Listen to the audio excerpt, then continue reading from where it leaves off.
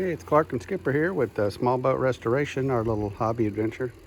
Give you a quick tour of our Captain Jack's boat yard. That's what we call it some days. Got 1971 O'Day Day Sailor Cyan.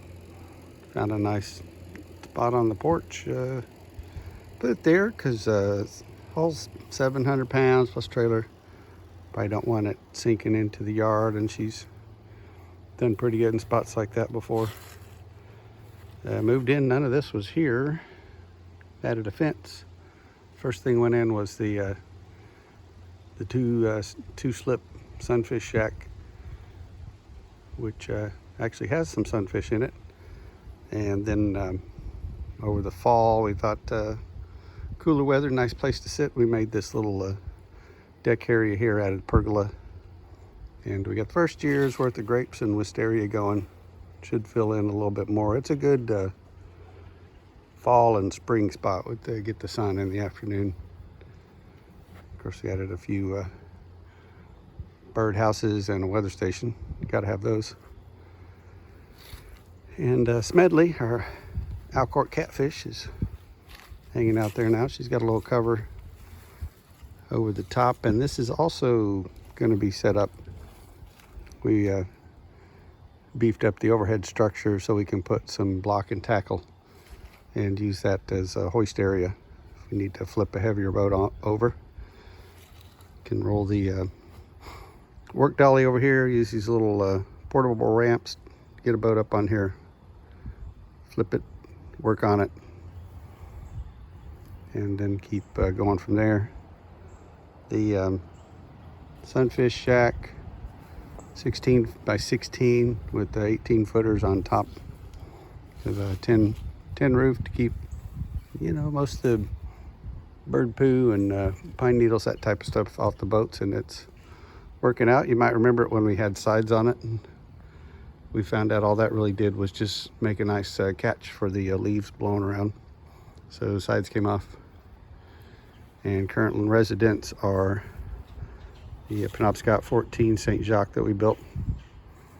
In the middle here is a 1982 AMF Sunfish Phoenix.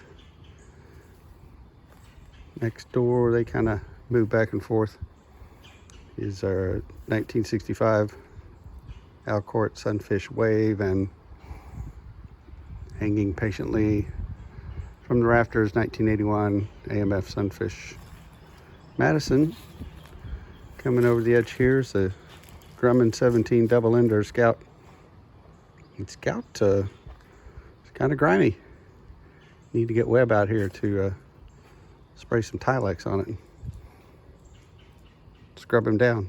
But we found Scout in the past has lived just fine leaning up against a pine tree, so I think the key might be to lean up against something instead of being flat like this. So maybe we'll add a couple more verticals there so Scout can lean against it. And if we get him a little closer, might get just a little bit of protection from the overhead. I think the kayaks are going to come over here somewhere. Not sure which part of the fence. Probably the part that's further away from the trees back to our left. The little carry-on trailer 6x12 has been working out. It is definitely overkill for a trailer size, but we can put all of those boats, with the exception of all of the sunfish, sailfish, and the Penobscot can roll up on the back here if we want them to, and then we can spin you around here to the right. Just drop the ramp and roll that sunfish right up on here, sailfish that we've got over in the higher garage. And it's overkill for a trailer, but it's certainly not overkill for my back. I don't ever have to lift one of those boats. Stay on the dolly up onto the trailer, and then reverse the process out at the beach launch with the dolly, come back up, load it up, come back here. trailer rides great just on its weight. It's about 700-ish pounds.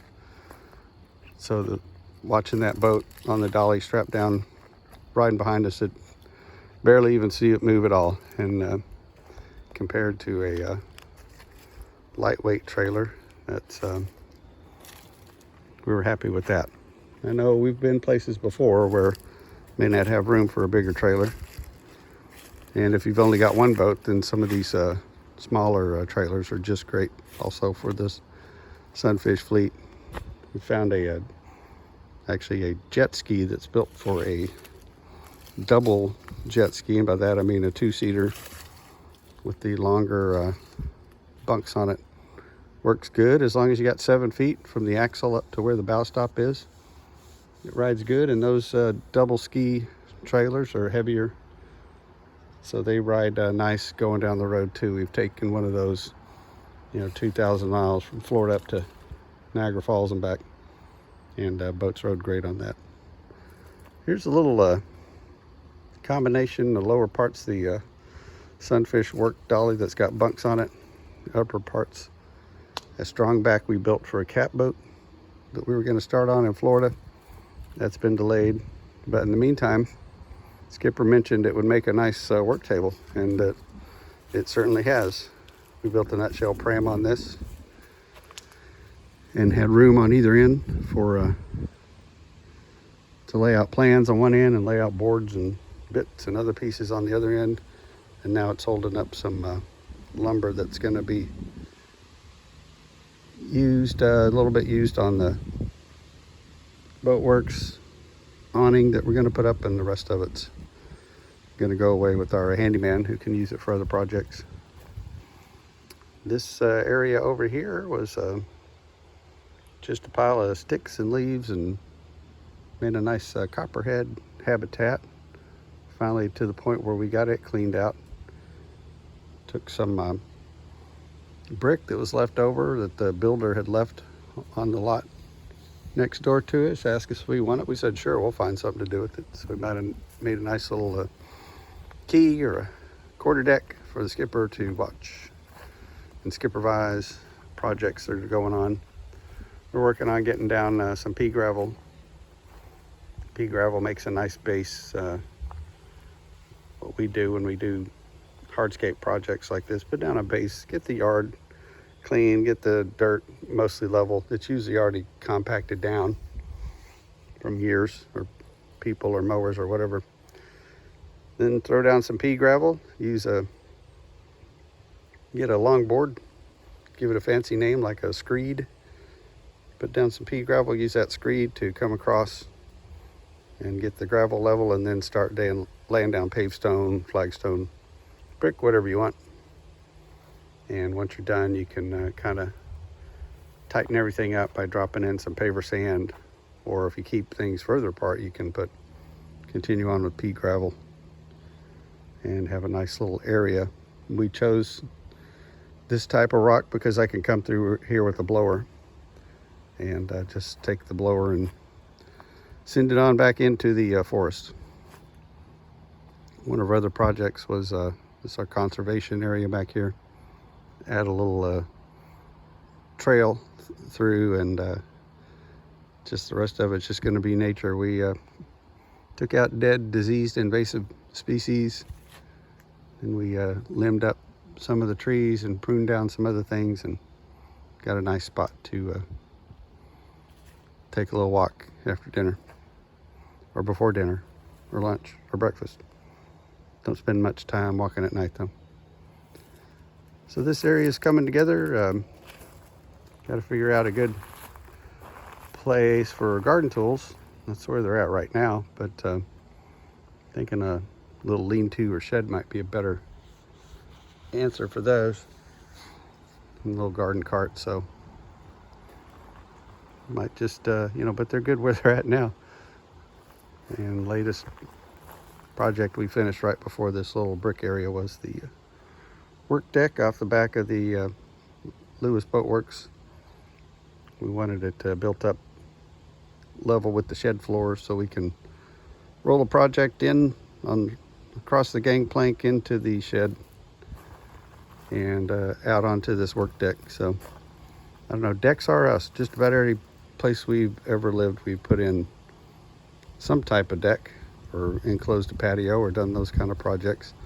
And these floating decks are real easy to do. Same thing, find your dirt that's packed down, get some pea gravel to level things out a little bit, put down some border stone on corners in the middles, and then start building your deck from there. We prefer 2x6. We just use a 2x6 for everything, for the rim joist and the joist underneath the deck boards. It makes it easy. You know, if you got a SUV, you can bring home 8-foot boards at a time inside your car. You don't need a big trailer or anything. Might take you a while. Lately we found it's easier just to figure out how many we need and get them dropped in the driveway from the local lumber store. But this deck, 12 by 20, mirrors the footprint of the shed. This deck sure does look a lot bigger without a lot of things stacked on it. But we can see these doors 6 foot wide, 6 feet 8 inches tall. Could get something in this side, but the door up front's only 6 feet. So if we got something 6 feet wide, 6 feet tall, or turn it on a diagonal, we can get in there. The shed's been clicking along since November. We've got most things, and the spots are going to go. Shed project right now is this little bench. We think maybe tool bench. We think maybe it was a farrier, possibly hooven horses. We're not sure, but it had this little shelf on the end for some kind of tools. So we're gonna turn it into a rigger bench. So we'll have some fids and maybe some pliers and a little hook and a few other things like that. So if we've got to work on something, but also make a good bench for caulking seams on the boat. You can throw your caulking iron and your tools down there, your caulking irons, and sit there next to the boat and just tap away. That's what Skipper likes to do. See, I'm looking at my caulking iron up there. Would it fit? No, just a little bit too long to go the one way. But those irons look like they've been to Florida. We need to get those cleaned up. So come back around here. You can go out the double door, out the gangplank to the driveway on our way. A little access point for the backyard. Try to minimize driving back there.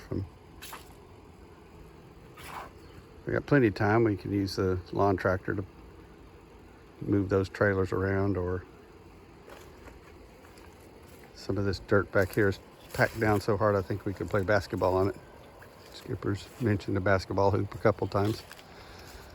But now that we're done driving bobcats and dump trucks and track hose and everything else over the top of this, maybe we can get some little grass growing in the spring. Yeah, we'll see. If not, there's always deck boards. So I hope y'all are doing great. And we'll be back with you soon. That about does it.